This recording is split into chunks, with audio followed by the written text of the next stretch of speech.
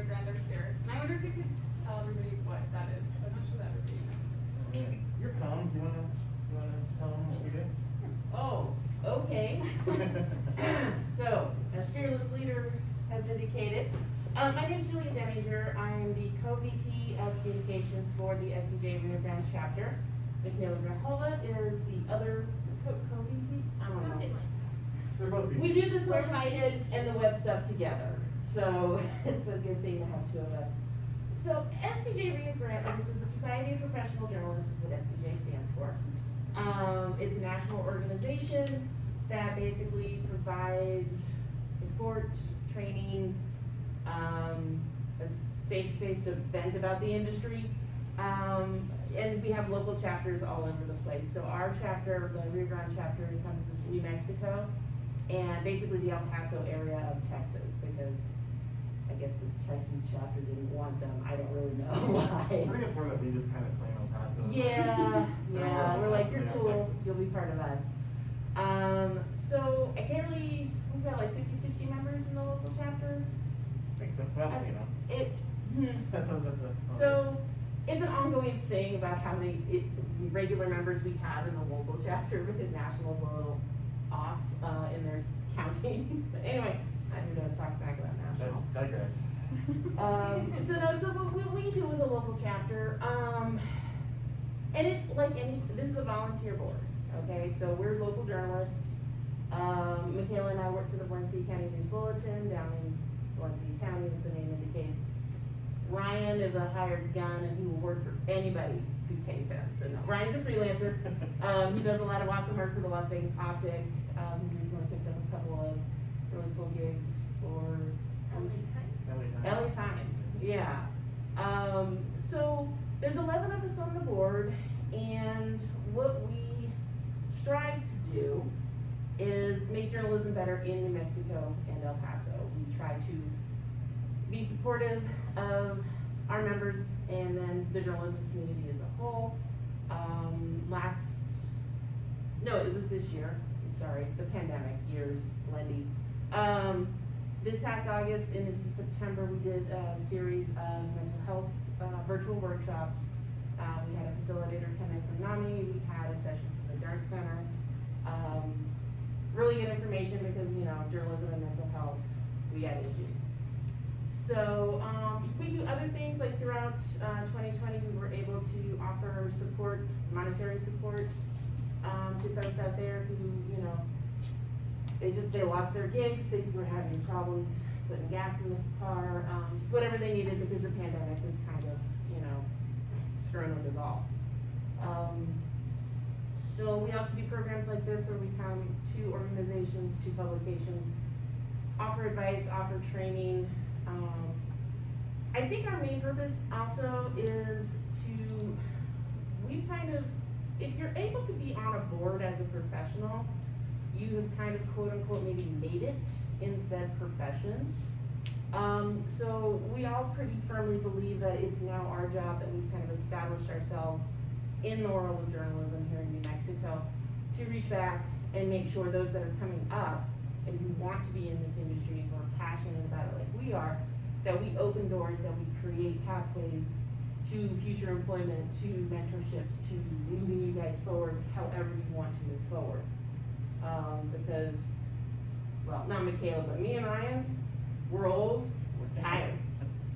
So, if this is gonna continue to be a thing, democracy and the First Amendment, I'm kind of fond of both of those. So. they're pretty cool things. I'd like to see them stick around. So yeah, so we definitely need journalists of all kinds in all mediums. And, you know, when I was younger, I was one of those people who was like, well, you know, if they're good, they'll get the job. It's who you know, guys. If you have to make these connections now, and that's definitely something that I personally and the SPJ board, we want to establish that. We want to establish those relationships, like I said, those conduits, those pathways. Because sometimes you don't hear about a job unless somebody DMs you and is like, hey man, there's a gig opening in my paper, we'll apply now. So that's where we're at, and that's what we're trying to accomplish, is to keep you guys in this industry, because you seem to have some interest in it, and we want to build on that interest. And, you know, because journalism's hard, I'm not gonna say otherwise. It's a challenging industry on a lot of different levels, so. Work hard, we don't get paid much, so we have to have passion. Yeah. Unfortunately. Yeah, so, But there are other rewards. there's intangible awards. Pretty awesome. Stuff you report on makes a difference. It's true. It does, Moves the needle even a little on something that you care about. So. yeah, so, alright, so I guess, Megan reached out to us and said you guys kinda wanted to nail down some stuff, in terms of public records and requests and what's what, so I think this is where we hand it off to Lowery, and Okay. do the slideshow. This is Brian Lowery. I'm president of SPJ Rio Grande, a freelancer based here in Albuquerque, and I use public records a lot in my reporting, and I want to pass some of that on to you guys, kind of starting with, you know, we mention the words public records or open records and open government a lot, and, you know, what the hell is a public record, right? So, in basic sense, anything created by a government body while doing the job of government becomes a record. And that includes, you know, letters, reports, emails, photographs taken, books published, text messages sent. Checks written. Yeah, I mean, anything. Just kind of a example, like if SPJ were a government entity, everything that we put together while organizing this workshop would be public record. So these slides, emails between us and setting it up, anything like this recording of this would be public record and something that could be requested by any member of the public or a journalist if we were a government entity. So in terms of like a city council or a school board or something like that, same thing, everything they do in the process of governing is creating records as they go, and those are all accessible to the public.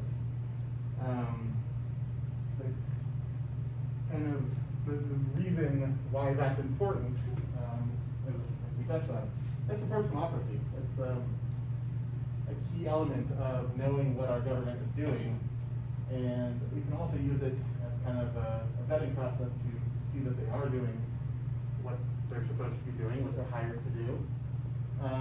It keeps things from happening in the dark. City council can't just gather behind closed doors and make decisions and then enact them. Those meetings have to be open to the public, and all of those records and documents created throughout the course of that are viewable by the public. And so if the city council signs a contract with a private company to do road work or something like that, that's something that anyone has the right to view and kind of see what the terms of that are. And also the meeting itself, just to see what the process of selecting that vendor was and stuff like that, see if they took other bids, and all those kinds of things. That nothing happens without other people having a chance to know what's happening. And also kind of as another vetting thing to see the tax dollars are spent how they're supposed to be. If a city council passes in an election a tax increase or a bond initiative or something, and they say the money's going to go to this specific thing, having access to those records and stuff, prove or disprove if that money's actually being spent how they said it would be. So, the thing about public records is they do belong to the public, and as now outgoing director of Mexico Foundation for Open Government, a great agency that you're going to want to get to know, Melanie Majors pointed out that these documents belong to us. They're just holding them in their filing cabinets, so we don't have to hold them in our filing cabinets at home. It's a great way to think about it because they are our documents. We have a right to look at them anytime we want, but we also don't want to store thousands and thousands of things. They do that for us at each individual agency, so you can go to a city or a county, police department or whatever, and ask to see specific records of something that you want to see. And in theory, they should do them.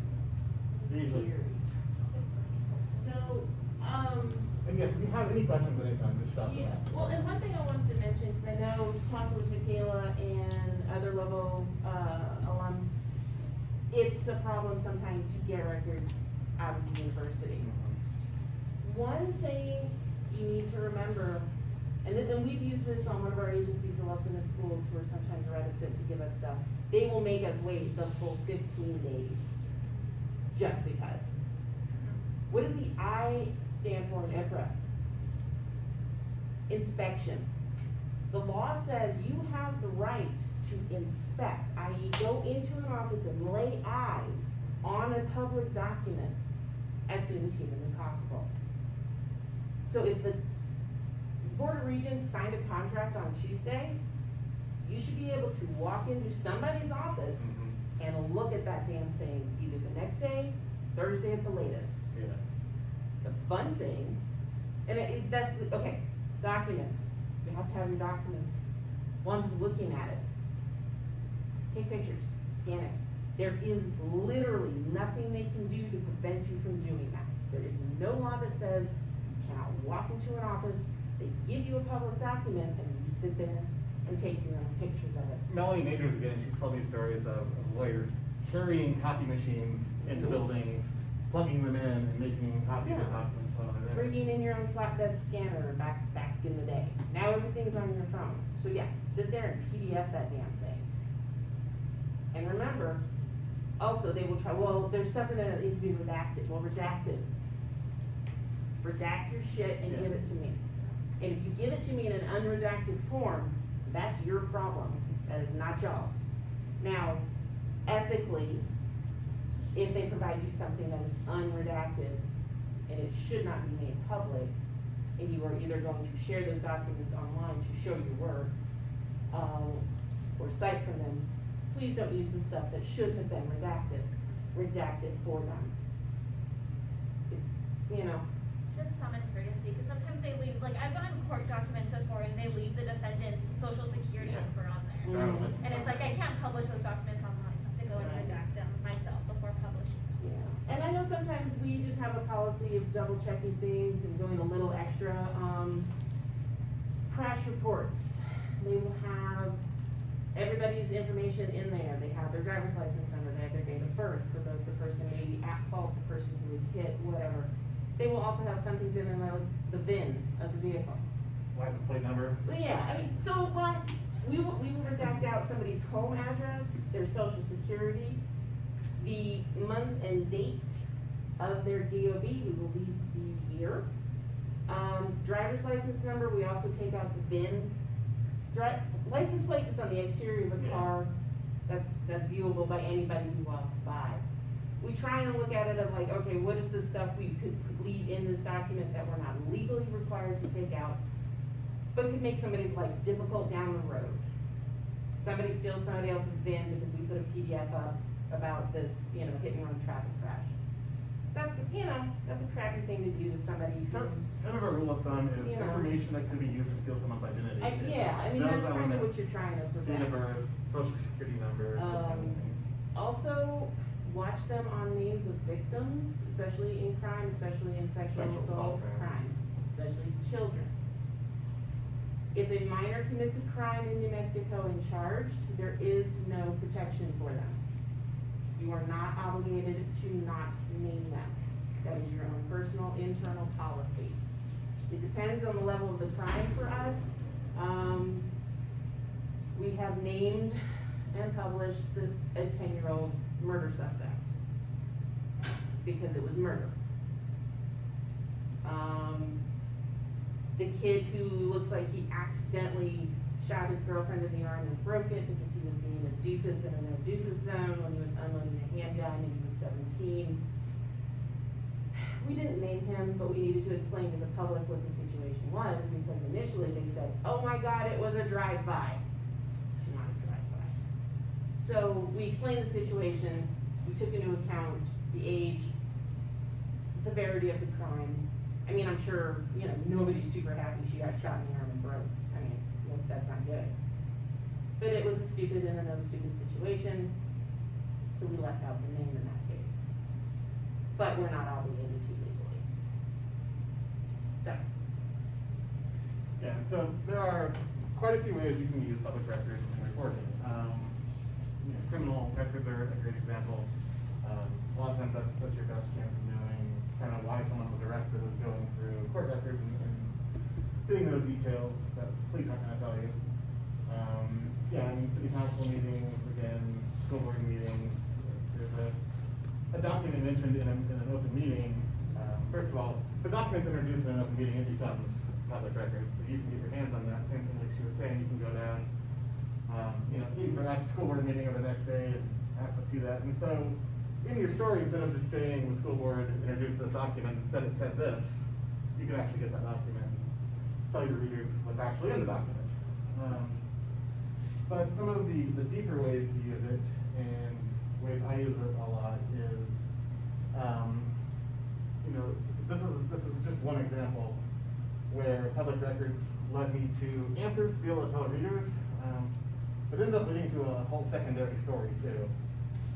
In January 2020, I was contacted by a law enforcement source at the Las Vegas Police Department about a woman named Shauna Story who had gone missing, and they wanted to know if the Optic would, publish a story and get the word out. So absolutely, I got the information from a detective and interviewed him and put together a story on that. But then months went by and we got no update. I called the detective a couple times, never returned my calls, and we never really knew what happened to her until May, when I started getting contacted by members of the community saying that there was a lot of police activity on a house on the west side, and that people are saying that a body had been found in there, and speculation was that it was Shauna's story. So I called the police chief. He didn't call me back for 2 days. 2 days later, he told me that the case was still being investigated as a suspicious missing persons case. Did not confirm that it was her and any of that. And then finally, at the end of May, he did finally confirm to me that it was her that was found. He called it suspicious and said that they were still investigating. His confirmation came in the way of sending me a report from a code enforcement specialist, not from a police officer, which was weird for a chief of police to do. So at any rate, May 28th, we were able to publish a story that it was in fact Shauna Story's body that was found there. The police consider it suspicious, but aren't investigating it as a homicide and that sort of thing. And they wouldn't really answer any of my other questions beyond that, and I had lots of them. As did her family. I'd been in contact with her family a lot by this point, and they weren't getting a lot of information out of the police either. So the day after that story, I filed a couple of requests with the city.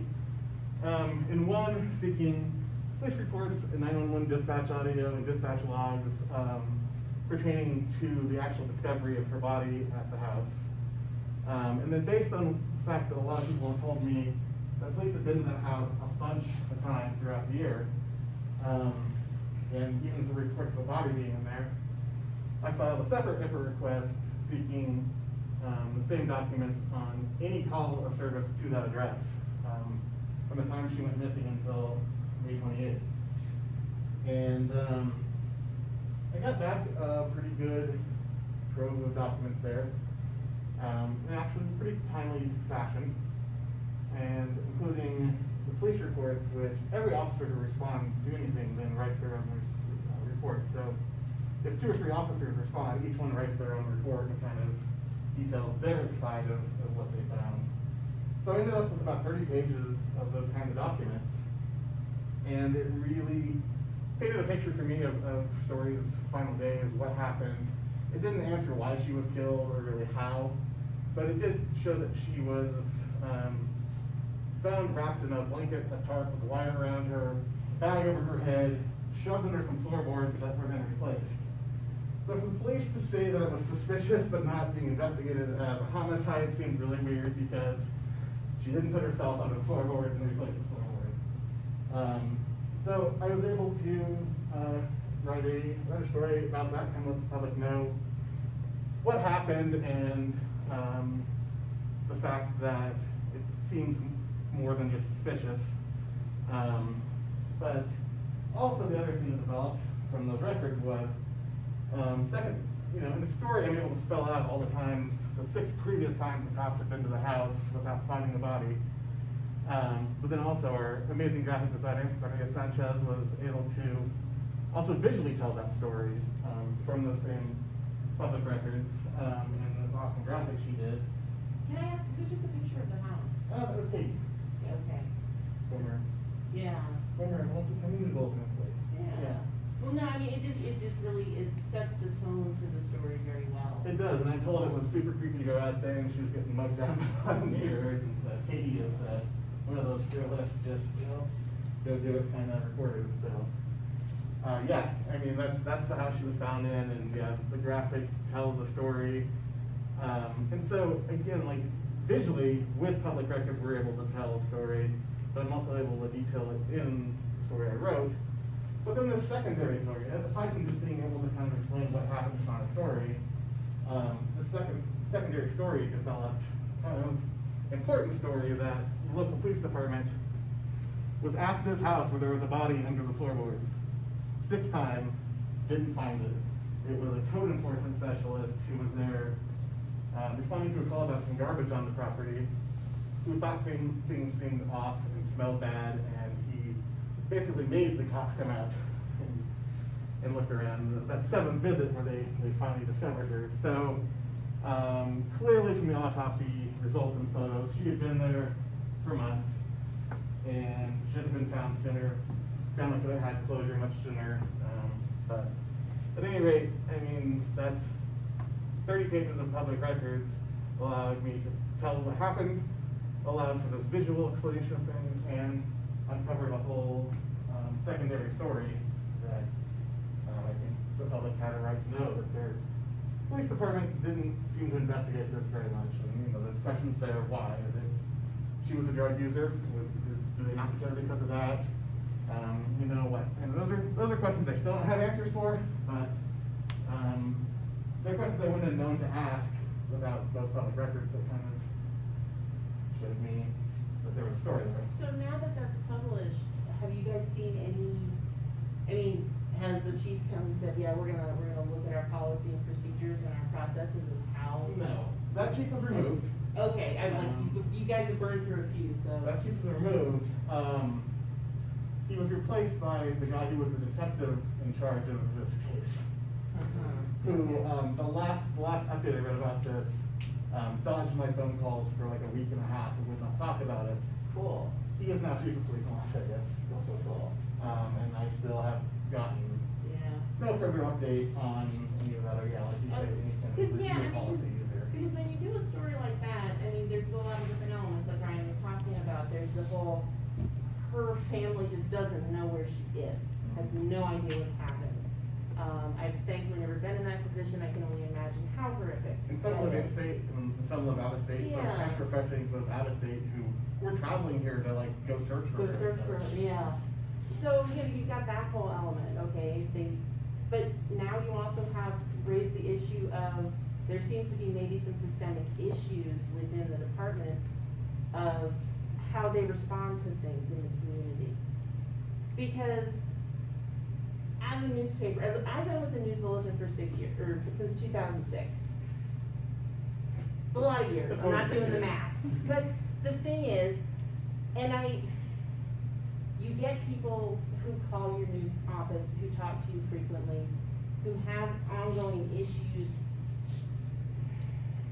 and I hate to say it because it sounds really kind of shitty and mean, but they're not really newsworthy issues. Or it's someone who is having some kind of mental health issues, who is feeling, they're spying on me. I had a woman who told me several times that the governor was using the radio waves and was broadcasting messages from the Roundhouse down to Peralta. You know, you try and sympathize and empathize with folks, but you still kind of try and do a little bit of due diligence with it. I get that it's frustrating. So what I'm leading up to is, in law enforcement, you have repeat callers, you have problem properties. However, this demonstrates that there's something that broke down either in their procedure or just their flat out give a fuck about their community. And that needs to be a wake-up call to them that says, when we get called out for the third time to the same location, maybe let's suck it up and do a little bit more than shine a light around and go, I don't know, I don't see a problem. So those public records demonstrate that that is an issue, and it's very disappointing that show how the long department. each stop was out there. Yeah, Sometimes so- it was for a few minutes. Yeah, so what you hope, your big hope when you get something like this, isn't just to do this big splashy story, it's to affect change. To get that department to be like, okay, we need to do a little introspection here.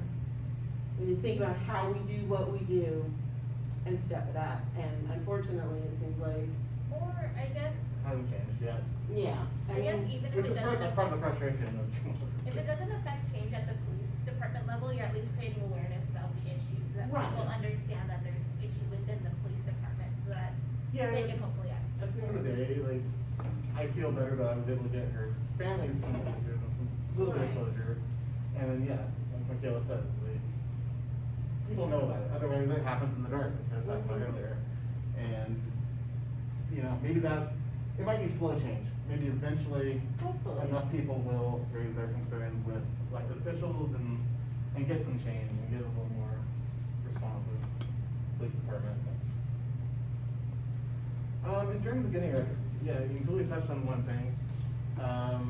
The Inspection of Public Records Act, the key part of that is inspection. You can walk in to, you know, court clerk or, you know, someone at a school board or in a city clerk's office and ask to see these documents, and that really shouldn't be much of an issue. They should get them quickly, and yeah, like she said, you're absolutely allowed to take photos, use scanning apps, things like that.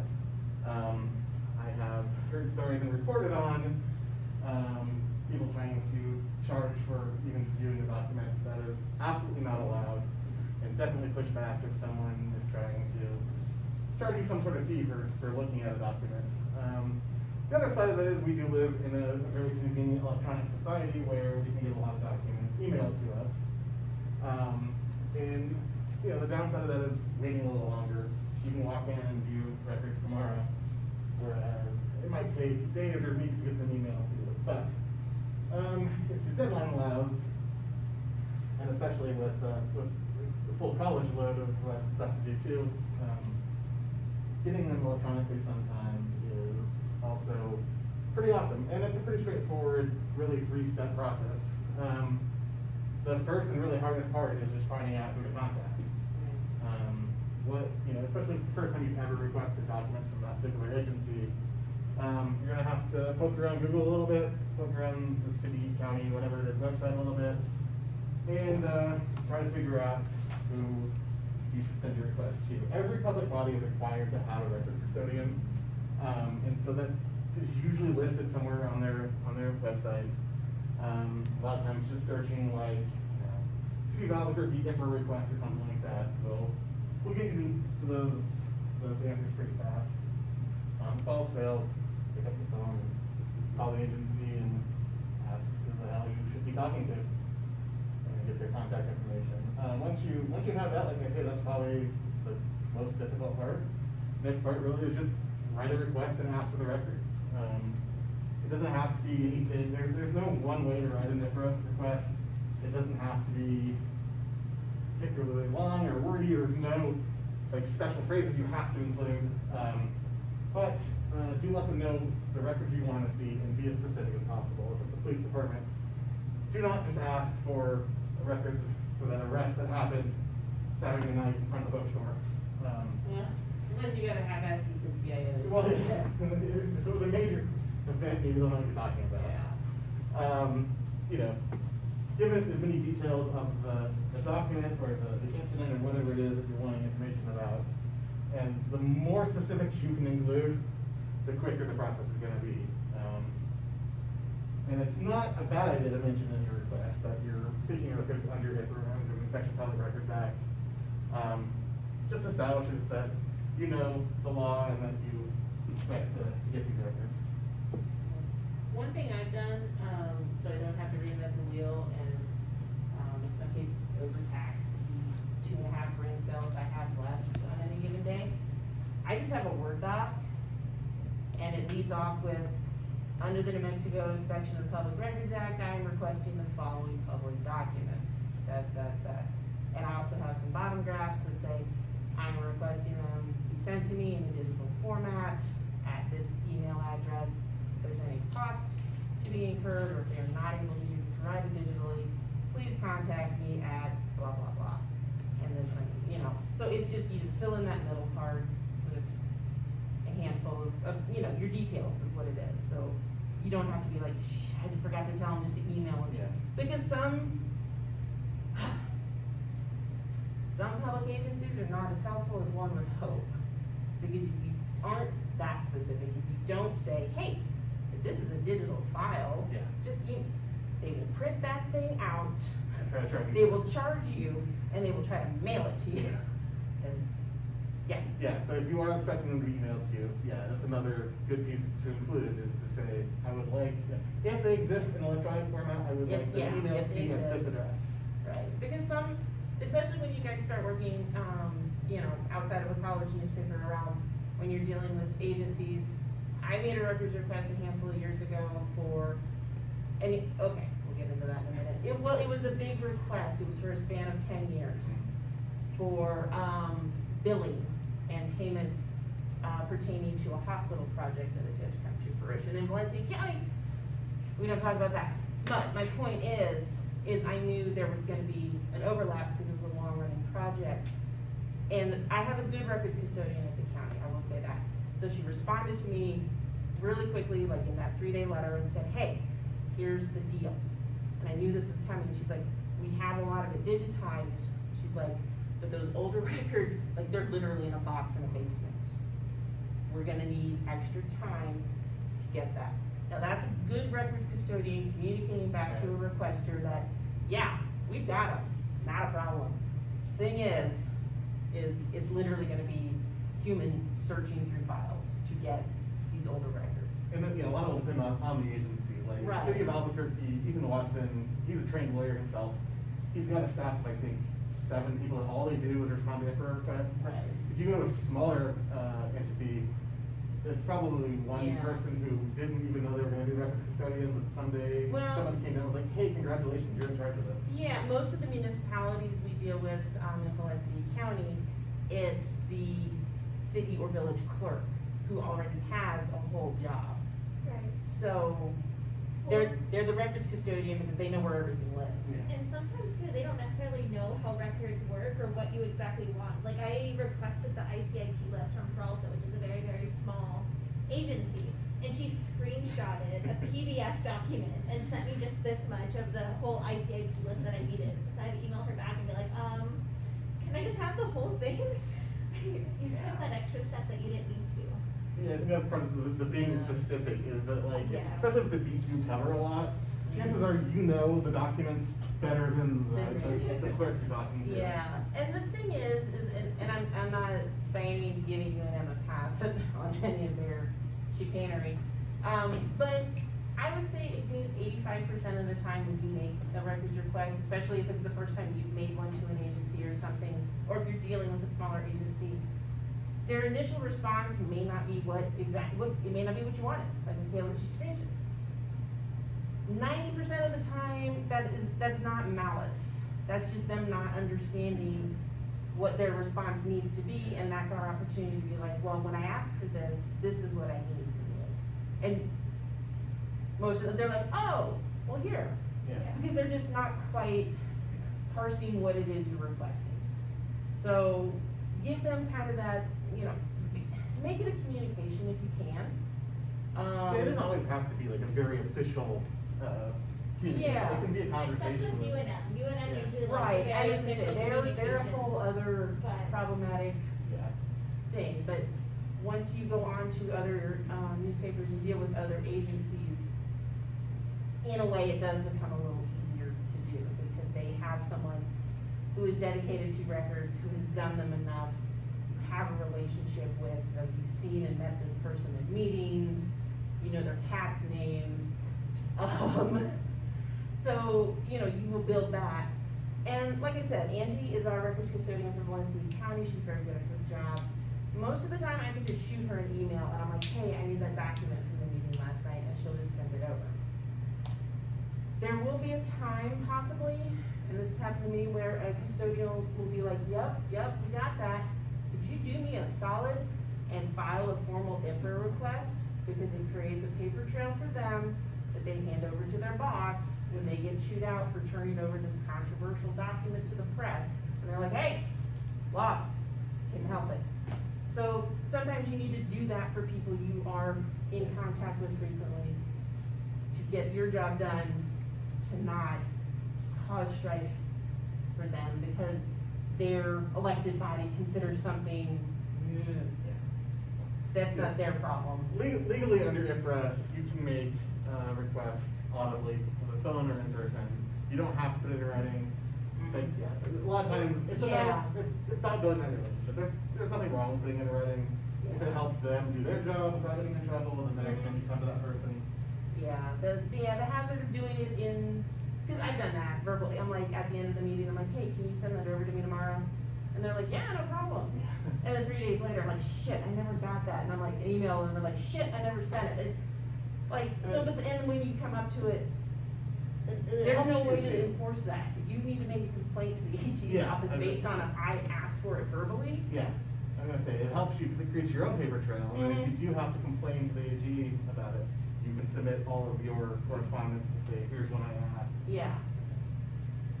So, I'm sorry. Yeah, it's a good time to mention the SPJ Rio Grande website. If you go to spjriogrande.org/sunshine, Jill and I have put together a list here of various things for both New Mexico and El Paso area journalists.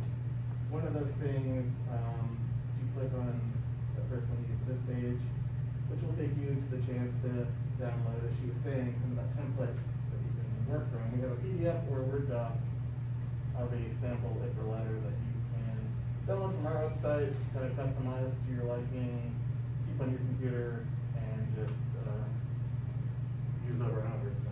And the Attorney General's office, they put out an IPRA and OMA guide. Which you can link to on our website. Yeah, and they also have sample letters in there, an actual checklist of the timeline so that you know when you make your response, you make your request, and that kicks off a clock. So it will let you track, are they meeting their deadlines for your request? So. This was published, I believe, 2015. It's a little, yeah. It is the most current But version. it is the most up to date. Yeah, okay, yeah, because it has the note there that it updated on the 2012 changes. So yeah. But yeah, so once you file that, then it really is, we kind of mentioned a couple of these before in terms of waiting, the time frames that you have. Once you submit the request, some deadlines are triggered on their end. They have to, within 3 business days, acknowledge that they received your request. I've had that come later in the day. Sometimes I've had it come with the records. It just depends what you asked for. They might tell you in there how long they expect to take. They might say, we're gonna need the full 15 days. Expect down by this date. Then after that, they have 15 calendar days to get you the documents, deny it, or ask for more time. Very, very few reasons exist that they can legally deny it. But they'll try. They'll try. And I don't want our record double to scare you off either. Like, a vast majority of records requests go pretty smoothly. Yeah, they really do. In a day or a few days, you end up with the records and you move on with your life. It's just the annoying ones stand out in our hands more. Because we know the law, and then they try to deny it based on some provision that would allow them to redact some things, but not deny it outright. We can go on about that. But you shouldn't be denied terribly often, and if you are pushed back, ask why. And you may end up having to take a complaint to the AG's office ultimately or something. But you really shouldn't be denied too often. More likely they may ask for more time. Particularly if you have asked, like she said, for what is truly, it's under broad and burdensome requests is how it's worded in the law. And, yeah. Well, and boxes also- full of files are probably burdensome. Some agencies, and I think they've gotten better at just because they've become more, but they will try to use broad and burdensome as a denial. It is not. It is them telling you, you've asked for a lot of stuff, and we need some time to deal with this. So, I mean, the thing is kind of separate those two terms.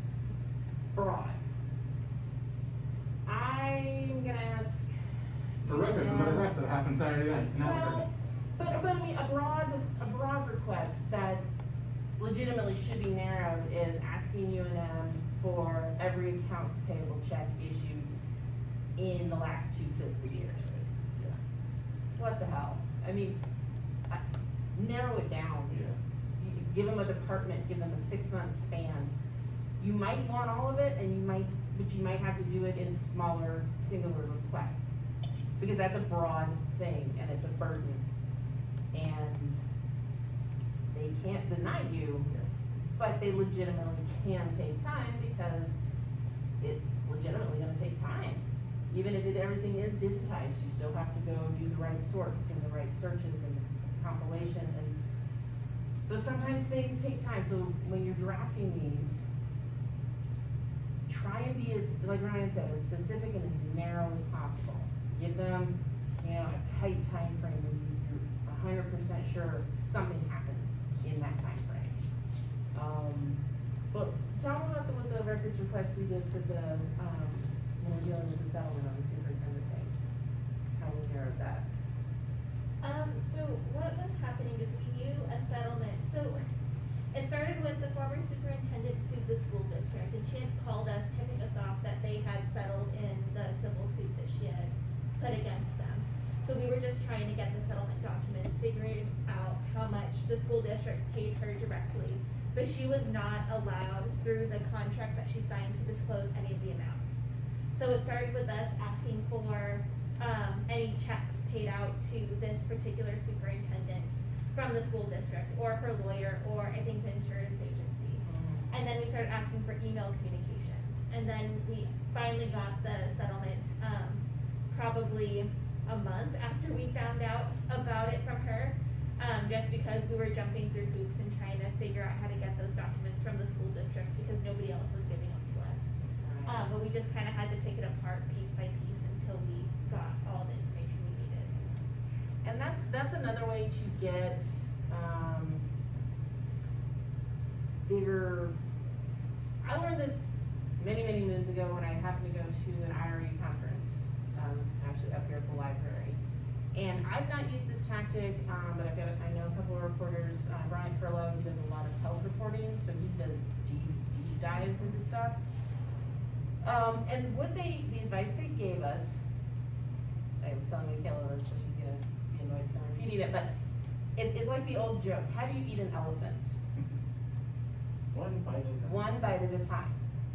So, I don't have okay, let's take an audit, for example. Every agency has to have an annual audit done every year. It's just standard. But let's say for some reason they're telling you, nope, you can't have that audit. It's private. Which means there's something in those 130 pages that they don't want you to see. Yeah, anytime that we receive pushback as journalists, Yeah, we there's immediately something assume there. You're on the right there's a track. reason. Keep going. So the concept that what they presented at the IRE conference is like, okay, I can't have the document. Can I have the cover sheet? Can I have the table of contents? What about the glossary? Can you give me the appendices? Can you give me the signature page? Because the glossary, what the hell reason do they have the cover sheet? So you get the cover sheet, you find out the name of this full report, maybe who asked for it, who requested it, the date it was completed. You get the table of contents. That gives you broad subjects that are contained in the document. If there's a signature page, who accepted this study and said, yep, we agree with these results. Glossaries tells you what terms they're using, what subjects are in there, appendices or their backup documents that they have included in it. So you keep asking for these little pieces, and eventually you've got like 67% of an elephant. And you can write a story on that. Who wrote the study? Go find that person. Be like, hey, I've seen parts of your study. Tell me more about it. Why were you asked to do it? What were your findings? And my feeling is that a big part of, in your story should be mentioned that this agency refused to release this Absolutely. document. But you were able This to is get what we these were parts. able to drag out of them. Yeah. So yeah, so anytime you have, and this might be me just being petty-ish, but I also think it's justified. Anytime you have a battle with an agency about records and you finally get something out of them, report that part too. Because the public needs to know this, they made it hard to get this information. Why? Why was this so difficult to get? If somebody, I had this case, there was a county commissioner who was censured and investigated for sexual harassment of staff and employees. And they did censure him publicly and they did an investigation, but they wouldn't give me the report done by the third-party agency. They cited personnel. Which I knew was bullshit because I had a feeling in that kind of report, they're not gonna name the people who dined him out. They're just not. So I asked for it and they told me no. And I complained to the AG's office. The response I got from the AG's office didn't please me, which was basically, well, you got it anyway, which I did because somebody leaked it to me. But we wrote about the fact that they would not turn it over and that this is what it contained. I wrote a story purely off the document. I didn't talk to any people. I didn't need to talk to the commissioner again because I'd already tried talking to him. Wrote it just off the document, and there was, the only name in there was the commissioner. There was nobody named besides him. Yeah, 9 months later, the AG's office was like, I don't know. I'm like, I have thoughts and opinions about our Attorney General's office. We'll talk about those offline. But the interesting thing that came out of that document story, I knew who the victims were in this case. I had gone to them, I had asked them if they would talk to me. We would change their names, we would not identify positions, we would protect them, but I wanted to talk to them. And they didn't want to, and they didn't want to, because they could lose their jobs, which, I get it. Nobody wants to lose your job. After that story came out, the one that I based on this report, those women came to me and they're like, that's not what we told her. And so they talked to me. And so we got to hear from them. And their complaints were much more damning than the report, you know, led you to believe. By the by, he got elected to a second term. So. And so it goes. And so it goes. I'm gonna interject just really quick. Yes. We probably have about 10 minutes left. Alright. Okay, Yeah. well, what else do you, Just real do quick, you guys have, yeah, go ahead. Yeah. questions? Are there Yeah. specific questions you guys have We can about pop up how to the ask for a record, issues you've had? Just best practice, anything that you guys have for us? I wonder if you see a lot of stuff redacted and you're curious as to why it's redacted, or if you think it shouldn't really be redacted, how you go about that. Basically what you need to do, because if I understand the redaction allowance, they have to have a reason for redacting that information. And they have to provide you that reason. Yes, Yeah. so, A really good records clerk will annotate it as they go, like. right, they will tell you why. But that's not common, I guess I Right, would say. so, what you need to do, is, and it may be just a grind depending on the length of the record, but you need to get the record you have that's redacted. You need to be like, okay, I need to know why you redacted the following information. On page 1, paragraph 3, in this sentence, you chopped off this word. Why? Under what legal reason? And then go through the whole thing. And it's tedious, but you need to force them to justify themselves, because I'm gonna redact out my buddy's name, nobody needs to know he was at that crime scene. Oh, but we do. We do. Yeah, it's like Ryan said, a good records custodian will, in the response with the redacted information, they will note, and I've gotten responses like that, from PED, actually, they're like, hey, we redacted this information for this reason. I'm like, yep, okay, you should. Yeah. But yeah, if they don't tell you, you have to respond and make them tell you. And then it goes through here. So UNM records custodians are particularly shitty though, so. Yeah. Do you guys, I mean, okay, so I know this all goes into this like portal vortex thing, for UNM. Is there an opportunity or a way to talk to them, to just pick up a phone? No? It's all automated, it's all online, it's just a fucking black hole. Yeah, if you call their office, whenever I've had experience with it in the past, it just rings.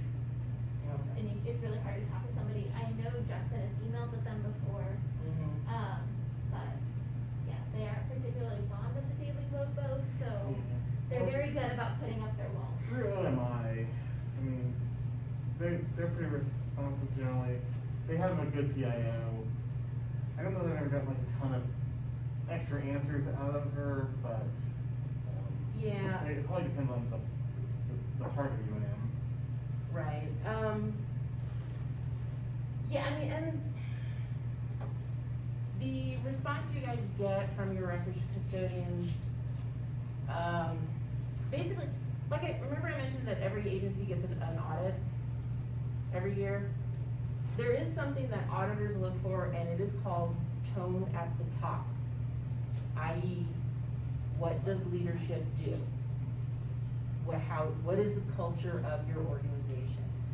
If the tone at the top is secretive and dismissive and closed, then everybody underneath gets the tacit okay to be like, we don't have to talk to you. Our boss doesn't talk to you people. So what this means is,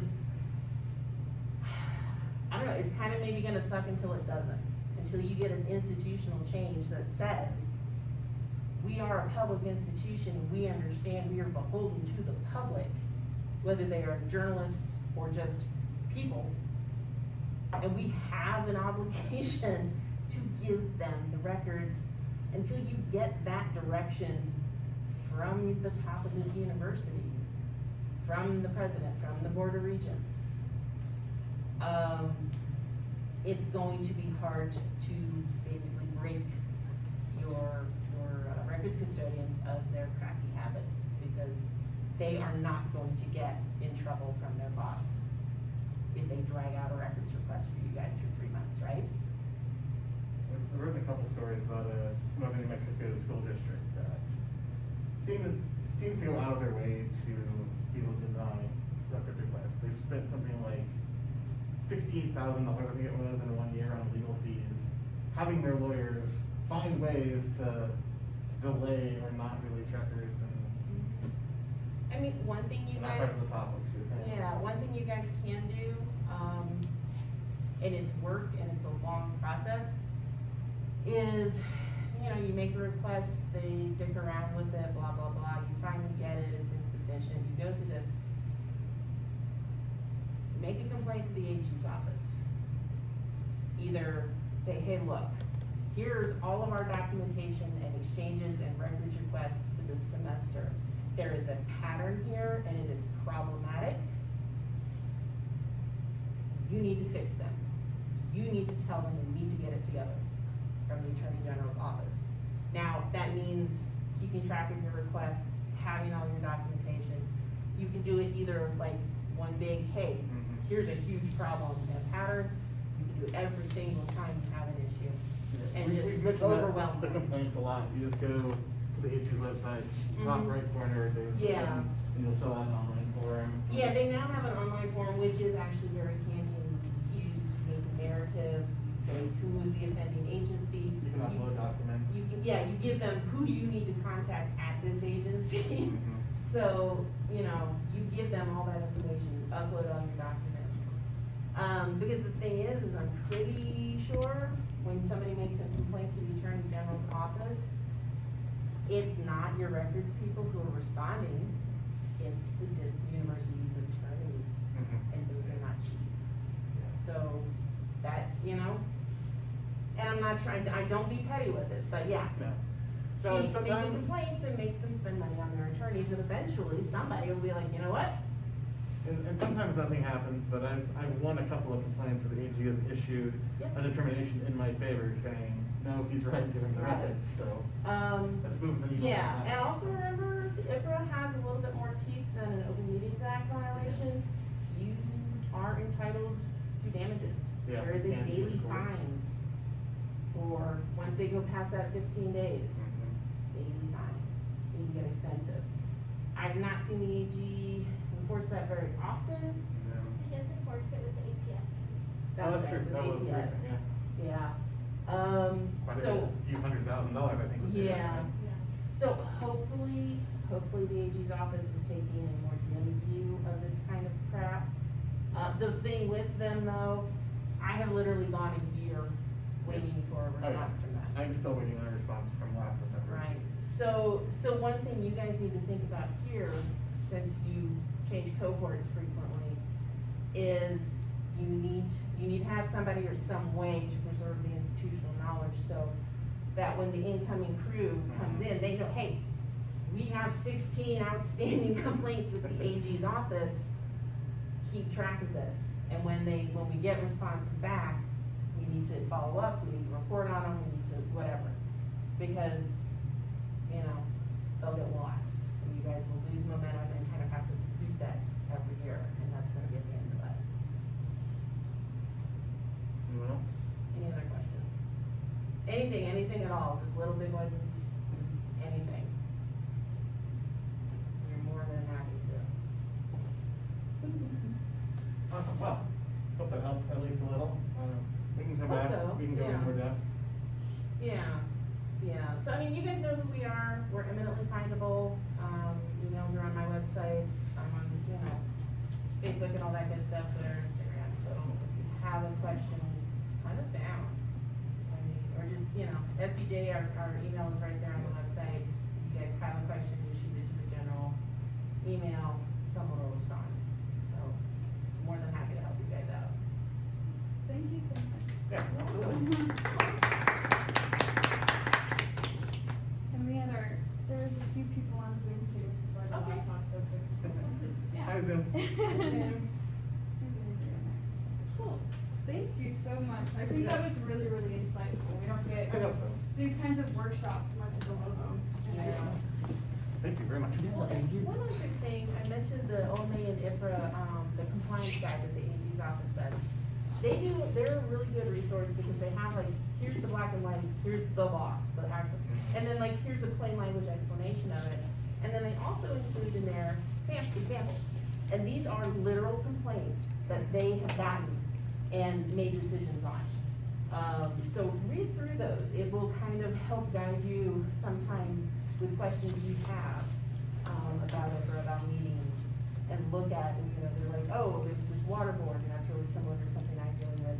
And this is what the AG determined in that case, which may or may not support your position at the time, but it can kind of help you find workarounds or find other questions to ask or other ways to access information. Online too, you can find court decisions that Mhm. ruled on a similar problem you're having, someone's been denying or delaying.